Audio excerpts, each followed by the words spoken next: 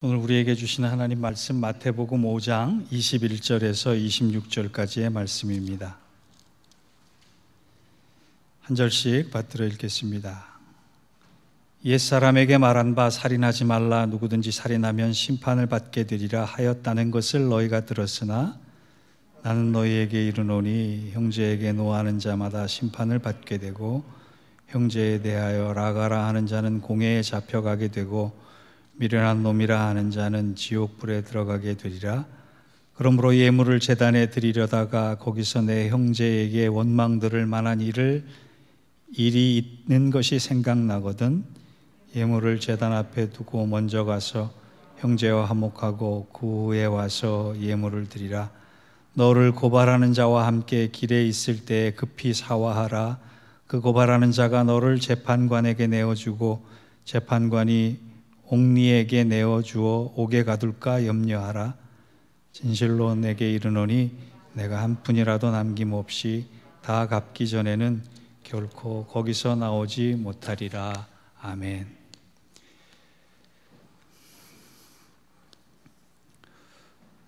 오늘은 우리가 성령의 열매를 맺기 위한 성품 변화되기 세 번째 화평과 분노에 대한 주제로 여러분과 말씀을 좀 나눌까 합니다. 며칠 전 한국의 여의도 순복음교회 원로 목사이신 조영기 목사님께서 86세의 나이로 소천하셨습니다. 그분이 한국 교회사에 끼친 영향은 실로 대단한 것이었습니다. 그분의 성령 사역에 대한 새로운 도전과 또 열매는 칭찬받을 만한 큰 업적임이 분명합니다. 반면 한국교회의 흐름을 삼박자 축복론으로 소위 기복주의와 성장주의에 치우치게 만들었다라고 하는 점은 비판받아 마땅한 일일 수 있습니다. 그분의 일화 중에 조 목사님이 소위 부유, 건강, 구원 이 세 가지를 다 이룰 수 있다라고 하는 삼박자 축복론을 만든 계기가 있습니다. 서대문 교회의 초창기 시절에 노방 전도를 하다가 한 상인에게 다가가서 예수 믿으면 지옥 안 갑니다. 예수 믿으세요. 이렇게 전도를 했다고 합니다. 그랬더니 그 상인이 조 목사님에게 화를 내면서 이렇게 얘기를 했다고 해요. 아니 여기가 지옥인데 사는 게 지옥인데 또 어느 지옥을 가란 말입니까? 조 목사님이 그 말에 큰 충격을 받았다. 그래서 사람들이 사는 이 지옥 같은 현실을 좀 벗어날 길이 없을까 예수를 믿으면서. 그래서 그때부터 이 땅에서 예수 믿으면 복받고 잘 살 수 있다라고 하는 삼박자 축복론을 신학화했고 그리고 목회에 접목을 했습니다. 그건 차치하고라도 여러분 그 상인의 외마디가 좀 피부에 와닿지 않습니까? 세상살이가 지옥 같다. 제가 생각하기에 세상이 지옥 같은 지옥같이 느껴지는 경우는 여러 가지가 있겠지만 크게 두 가지를 좀 여러분과 얘기하고 싶습니다. 첫째, 세상이 지옥 같을 때 제가 우리 장 집사님께 질문 하나 할게요. 세상의 최대 종교가 무슨 종교인지 아십니까? 기독교, 천주교, 불교, 이슬람교 또 하나가 있다. 제 질문의 답은 항상 끝에 있어요. 기독교도 아니고 천주교도 아니고 불교도 아니고 이슬람교도 아니고 비교라는 종교라 그래요. 내가 다른 사람과 비교될 때, 나를 다른 사람과 비교할 때 그 순간부터 내 마음은 지옥이 되고 맙니다. 나의 나된 모습에 대해서 은혜로 감격하고 감사하는 것과는 달리 나는 이런데 다른 사람은 이래라고 비교할 때부터 내 마음이 지옥이 되는 거예요. 그런데 대부분의 사람이 이 비교라고 하는 종교를 섬긴다라고 하는 것이 두 번째, 내가 지옥을 경험할 때는 언제냐? 내가 화내고 분노할 때입니다. 이후에 어쨌든 간에 내가 화를 내고 분노하는 순간에 내 마음의 화평이 깨지고 내 영혼이 지옥 같은 아수라장이 되는 거예요. 날마다 우리는 이런 분노를 유발하는 시대에 살면서 지옥을 경험합니다. 아이들의 게임을 봐도 요즘은 총 쏘고 대포 쏘고 미사일 쏘고 외에는 없는 것 같아요. 인터넷 댓글만 봐도 거침없는 분노를 익명으로 쏟아내는 사람들을 보면서 분노하지 않으면 안 되는 시대를 살고 있구나 생각이 듭니다. 우리 개인도 마찬가지예요. 속이 터져버릴 것 같아서, 그래 누구 한 사람만 걸리기만 해 내가 온 마음을 다해서 내가 내 화를 쏟아 부을 거야. 시한폭탄 하나씩 다 가지고 사는, 그래야만 숨이 쉬어지는 현실을 살아가고 있는지도 모릅니다. 교회라고 예외는 아닙니다. 한국교회사 초창기에 한국교회를 돌아보고 본국에 돌아가서 선교 보고하는 선교사님이 이런 얘기를 했다고 해요. 한국교회는 하도 많이 싸워서 예수하고 그리스도하고 나눠서 싸웁니다. 그게 무슨 얘기냐? 대한예수교 장로회와 대한기독교 장로회가 분열됐을 때 일입니다. 대한예수교 기독교 성결교와 대한기독교 성결교하고 나눠져서 싸울 때였습니다. 우리는 지금 교회나 사회나 국가나 그 어느 때보다도 평화가 그리운 때를 살아가고 있습니다. 그래서 그리스도인의 역할이 참으로 중요한 것입니다. 우리가 분노하지 않고 화평의 열매를 맺기 위해 살아갈 때, 그러한 성품으로 변화가 될 때, 우리 한 사람으로 시작된 이 작은 일들이 많은 것을 바꿀 수 있다는 소망을 가지고 오늘 두 가지만을 생각했으면 좋겠습니다. 본문의 교훈 첫 번째는 주님께서는 화를 참지 못하는 분노란 내 마음속으로 살인하는 것과 같다, 그런 말씀을 하셨어요. 21절과 22절을 봅니다. 옛사람에게 말한 바 살인하지 말라, 누구든지 살인하면 심판을 받게 되리라 하였다는 것을 너희가 들었으나 나는 너희에게 이르노니 형제에게 노하는 자마다 심판을 받게 되고 형제를 대하여 라가라 하는 자는 공회에 잡혀가게 되고 미련한 놈이라 하는 자는 지옥불에 들어가게 되리라.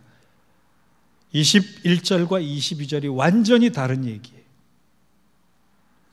구약시대에 하나님은 살인죄를 엄격하게 다뤄서 살인하는 자를 바로 사형에 처하도록 만드셨습니다. 왜냐하면 그 생명 안에 하나님의 형상이 들어있다라고 말씀하셨기 때문에 그래요. 그래서 이스라엘 백성들은 나는 다른 사람의 생명을 해야 하는 살인을 하지 않았기 때문에 의인이야라고 여겼던 시절입니다. 그런데 예수님께서 나타나셔서 너가 누구를 때려 죽이지 않아도, 너가 누구를 해야서 생명을 뺏지 않아도 너는 마음속에 분노함으로 살인하는 것과 같다라고 하는 폭탄 같은 선언을 하시는 거예요. 여기에서 헬라어를 좀 살펴보면 헬라어에는 화를 낸다라는 단어가 두 개가 있습니다.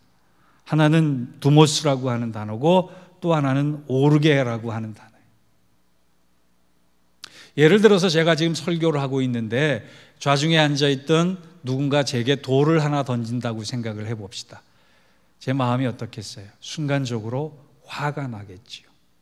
감정이 폭발하겠지요. 순간적인 대응이나 갑자기 일어나는 화를 우리는 두모스라고 합니다. 두모스의 뜻은 가랑잎이 활활 탄다라고 하는 뜻이. 여러분, 가랑잎이 활활 타면 얼마나 오래 타겠어요? 금방 꺼지는 화, 이것을 두모스라고 해요. 그런데 주님이 말씀하신 화, 분노는 오르게입니다. 오르게라고 하는 것은 화를 내 안에 쌓아두는 거예요. 너 그랬어? 너 어디 한번 봐. 내가 기억해 놓을 거야. 내가 지켜보고 있어. 그래서 그 분노가 미움이 되고 미움이 증오가 되기까지 나의 감정을 방치해 놓는 것입니다. 여러분, 내가 화를, 분노를 쌓아두기 시작하면 언젠가는 폭발합니다. 결정적인 순간에 그 분노가 상대방을 향해 터지게 돼 있어요. 그래서 주님은 분노는 보이지 않는 칼이다 말씀하시는 거예요. 여러분, 칼 한번 휘둘러 보세요. 그 칼에 생명을 위협하는 건 물론이요, 베이고 상처내고 결국 피를 흘려 죽게 만드는 것이에요. 쌓아둔 분노, 미움으로 발전할 수 있는 분노, 증오까지 자라는 분노, 이것은 보이지 않는 칼이 돼서 남을 죽이는 것과 똑같다라고 하는. 여러분, 유명인들이 댓글 하나를 보고 참지 못하고 자살하는 경우가 바로 그런 경우 아니겠습니까? 공황장애라고 하는 것은요, 사회 정신병입니다. 그 공황장애의 시작은 가시예요. 가시에 찔리잖아요. 그러면 그 가시가 곧 자라나서 두꺼운 칼이 돼서 그의 심장을 도려내고 그의 영혼을 죽이는 것입니다. 그래서 주님이 분노는 살인과 같다 말씀하신. 우리가 어떻게 해야 됩니까? 하나님을 닮아서 성령의 사람 돼서 분노하기를 더디해야 합니다. 왜냐하면 하나님이 노하기를 더디하시는 분이기 때문에 그렇습니다. 시편 103편 8편에 보면 여호와는 긍휼이 많으시고 은혜로우시고 노하기를 더디하시고 인자하심이 풍부하시도다 말씀합니다. 우리가 잘 아는 사랑장 고린도전서 13장 4절에서 5절까지를 보면 사랑은 오래 참고 사랑은 온유하며 시기하지 아니하며 사랑은 자랑하지 아니하며 교만하지 아니하며 무례히 행치 아니하며 자기의 유익을 굳지 아니하며 성내지 아니하며 악한 것을 생각지 아니하며. 사랑을 하는데 성내지 않는 것이 들어가 있습니다. 거꾸로 우리가 오래 참지 못하고 상대방에 대해 무례하게 굴고 성을 내는 이유는 사랑하지 않기 때문에 그래요. 여러분, 분노는 힘이 있는 것 같지만 힘이 없어요. 하지만 사랑은 힘이 없는 것 같지만 힘이 있는 것입니다. 사랑이 분노를 이기게 돼 있어요. 누군가를 미워하는 힘보다 누군가를 사랑하는 힘이 훨씬 큰 거예요.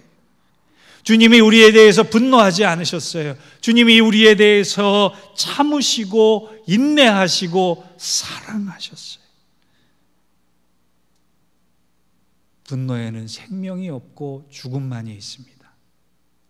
그러나 사랑에는 생명이 있습니다. 우리가 왜 분노하지 말아야 하는 이유를 아시겠습니까? 화가 날 때 속으로 할렐루야 한번 외치세요.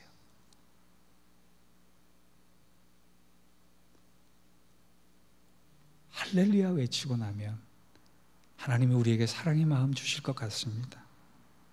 짜증낼 만한 상황 가운데, 분노할 만한 상황 가운데 영혼을 죽이는 살인보다 영혼을 살리는 생명을 가슴속에 품는 저와 여러분 될 수 있기를 주의 이름으로 부탁합니다. 두 번째, 우리가 분노를 하지 않아야 될 이유는 분노를 품은 예배는 합당한 예배가 아니고 분노와 기도는 같이 갈 수 없기 때문이에요. 미국에서는 아침 인사를 굿모닝으로 합니다. 좋은 아침입니다. 좋은 아침이 될 것입니다. 선포하는 거예요. 축복하는 겁니다.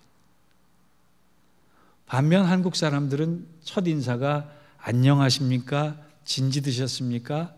식사하셨습니까? 질문 형식입니다. 그래서 밤새 안녕이란 말이 나오는 거예요. 하도 많은 역사의 기구함들을, 하도 많은 역사의 아픔들을 겪었기 때문에 나온 인사법이라고 생각을 합니다. 유대인들도 마찬가지였어요. 유대인들도 아픈 역사를 많이 가진 나라였기 때문에, 세상의 어느 나라보다 전쟁을 많이 경험한 나라였기 때문에 그들의 마음속에는 평화가 빨리 왔으면 좋겠다라고 하는 열망이 가득했습니다. 그래서 그들은 만날 때마다, 헤어질 때마다 샬롬이라고 하는 인사를 하고 헤어집니다. 오직하면 예루살렘의 뜻이 평화의 도성이란 뜻인데, 도시의 이름을 평화로 상징되는 그 도시로 적겠습니까? 구약 성경은 메시아를 예언하면서 평강의 왕이 오실 것이다 말씀했습니다. 예수님 탄생하시던 날 밤에 천사들이 양치던 목자들에게 한 말을 여러분 기억하십니까? 누가복음 2장 14절, 하늘엔 영광, 땅에는 평화.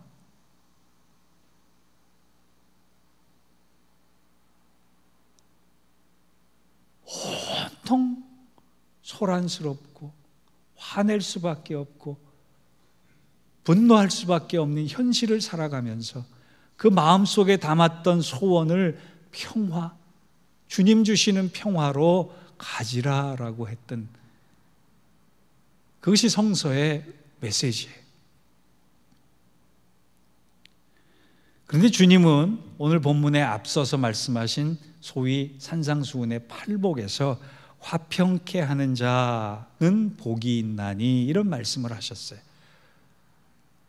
화평을 생각하는 자는 복이 있나니, 화평을 사랑하는 자는 복이 있나니, 화평을 즐기는 자는 복이 있나니 라는 것이 아니라, 화평을 하도록 만드는 자는 복이 있나니, 그런 말씀을 하셨어요. 소위 영어로 피스메이커가 되는 사람은 복이 있나니, 화해를 창조하는 사람, 평화를 위해 능동적으로 실천하는 사람은 복이 있다 말씀하셨어요.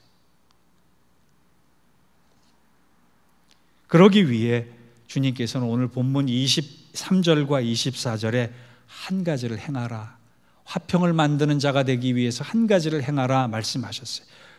우리 23절 24절을 같이 읽어보겠습니다. 시작.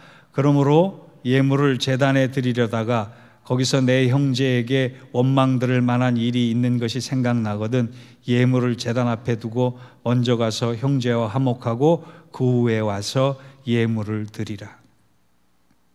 우리는 무엇보다 형제 화목을 더 예배보다 중요하게 생각해야 합니다. 왜냐하면 분노를 품은 예배는 합당한 예배가 아니기 때문입니다.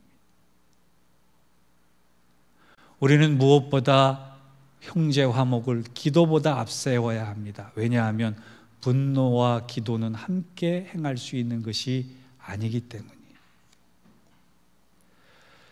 만약 여러분 제 메시지를 들으면서, 설교를 들으면서 내가 지금 예배를 드리기에 앞서 분노하고 미워하고 증오하고 있었던 사람이 생각나거든, 다음 주일 예배 드리기 전까지 그 사람에게 먼저 화목의 손을 내밀 수 있기 바랍니다. 쉽지 않은 일입니다. 그러나 주님은 우리에게 명령하셨습니다. 송기론 목사의 5분 행복이라고 하는 책을 보면 분노란 영적인 암이라 그랬어요. 분노하는 순간 나도 죽고 다른 사람도 죽는 거예요. 분노는 가정과 인간관계, 하나님과의 관계를 죽게 만든다. 그러면서 분노를 피할 수 있는 방법을 3가지를 얘기했더라고요. 우리도 한번 적용해 봤으면 좋겠어요. 화가 날 때 우선 다른 사람을 보지 말고 거울을 보라. 여러분, 화난 모습이 이쁜 사람은 세상에 없다는 거예요. 화난 거울에 자신의 모습을 거울로 보는 순간 자신의 일그러진 얼굴을 보고 화가 풀리기도 한다는 거예요. 2번째, 상대방에게 화가 나서 말하기 전에 10부터 1까지 거꾸로 숫자를 세보라라고 하는. 그리고 말할 때 높은 목소리가 아니라 낮은 목소리로 말할 때. 장 집사님 아셨습니까? 화가 나면 거울을 보세요. 거꾸로 10부터 1까지 세세요. 말할 때는 낮은 목소리로 말하세요. 그리고 마지막으로 그래도 안 될 것 같으면 밖에 나가서 30분간 걸으래요. 에스키모인들은 화가 날 때 무작정 화가 풀릴 때까지 걷는다고 합니다. 10분 걸을 때 다르고 20분 걸을 때 다르고 30분 걸을 때 다르대. 30분쯤 걷다 보면 화가 풀린다고 합니다. 화에 대해서, 분노에 대해서 이렇게 노력할 때, 그래서 나를 화나게 만드는 요소와 요인에 대해서 화로 반응하지 않고 분노로 반응하지 않고 사랑으로 반응할 때, 마태복음 5장 9절에 주님께서 그 노력을 하는 자에게, 그 노력을 하는 사람에게 복이 있나니 뭐라고 말씀하시느냐? 화평케 하는 자는 복이 있나니 저희가 하나님의 아들이라 일컬음을 받을 것이며. 내가 분노해야 될 거룩한 분노는 하지만 내 사사로운 감정에 얽매여서 화를 내고 분노하는 일에 익숙해서 그 일로 남을 죽이게 될 때 주님은 기뻐하시지 않지만, 화를 참고 분노를 사귀면서 사랑을 실천하려고 할 때 하나님께서 나에 대해서 뭐라고 말씀하시느냐? 너가 참 내 아들이구나. 이 얼마나 영광스러운 호칭입니까? 여러분, 우리가 철야기도 한다고, 새벽기도 열심히 한다고, 밤새워서 성경 읽는다고 하나님의 아들이 되는 것이 아니라 참지 못하는 순간에, 분노를 참지 못하는 순간에 나를 사랑의 모습으로, 성령의 변화된 인격의 모습으로, 성품의 모습으로 누르고 그에게 손을 내밀 때 하나님께서 하나님의 아들이다 인정해 주신다는 겁니다. 성경 공부를 하다가 가끔 받는 질문이 있어요. 목사님, 왜 이렇게 세상이 약합니까? 왜 하나님은 세상에 악을 창조하셨습니까? 그때 제가 하는 대답이 있어요. 하나님은 악을 창조하신 적이 없습니다. 하나님은 선을 창조하셨는데 선을 가진 인간이 욕망 때문에 그 선을 악으로 변질시킨 것입니다. 그렇게 대답을 합니다. 마찬가지로 하나님이 우리 안에 분노의 성품을 창조하지 않으셨어요. 우리의 형상 안에 화를 내도록 만들지 않으셨어요. 우리의 본성 중에 분노란 없습니다. 그런데 내가 의가 되는 순간에 그 본성이, 선의 본성이 분노로, 악으로 바뀌는 거예요. 오늘 기억합시다. 내가 분노하는 순간에 드리는 예배, 분노하면서 드리는 기도는 하나님이 받지 않으신다. 그러므로 오늘 우리 사이좋게 지내야 할 이유가 여기에 있는 것입니다. 한국말이 참 좋아요. 평화의 순수 한국말은 사이좋게입니다. 오늘 말씀을 듣고 우리 모두가 사이가 좋았으면 좋겠습니다. 원래 원고에는 다른 내용이 있는데 오늘 아침에 제가 교회 와서 회개 기도를 했어요.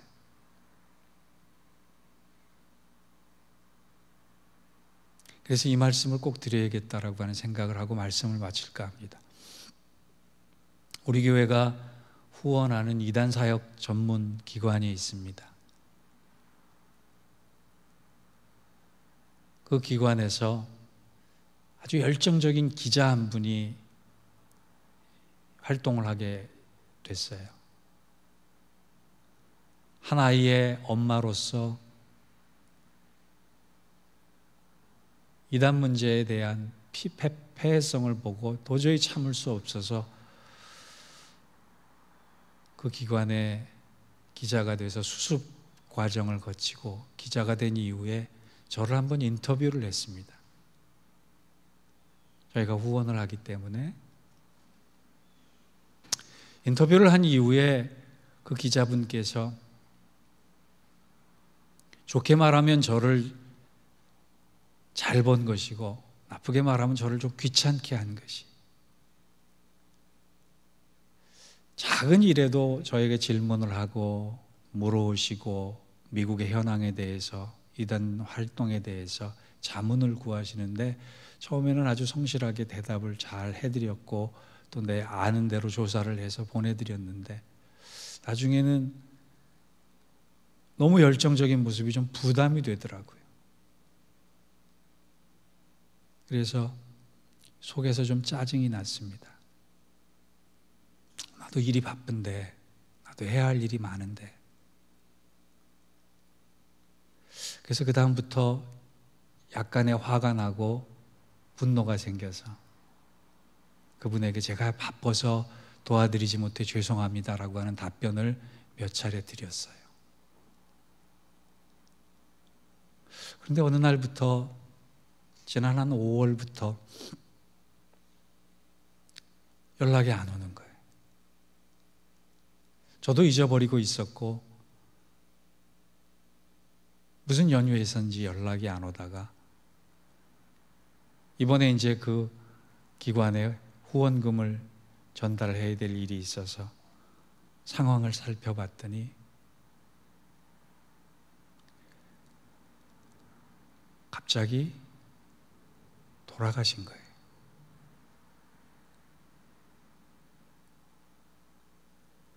이유는 정확히 아직 저는 모릅니다만 오늘 아침에서야 알게 되죠. 제가 얼마나 오늘 아침에 하나님 앞에 교회에 와서 회개하고 후회를 했는지 몰라요. 그가 일찍 하나님의 부르심을 받을 수밖에 없는 그 상황, 그 열정으로 하나님의 일에 매달렸을 때 나는 귀찮다고 왜 짜증을 냈을까?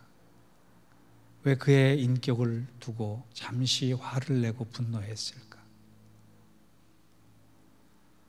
하나님 앞에 가서 크게 야단 맞을 일이 생겼구나.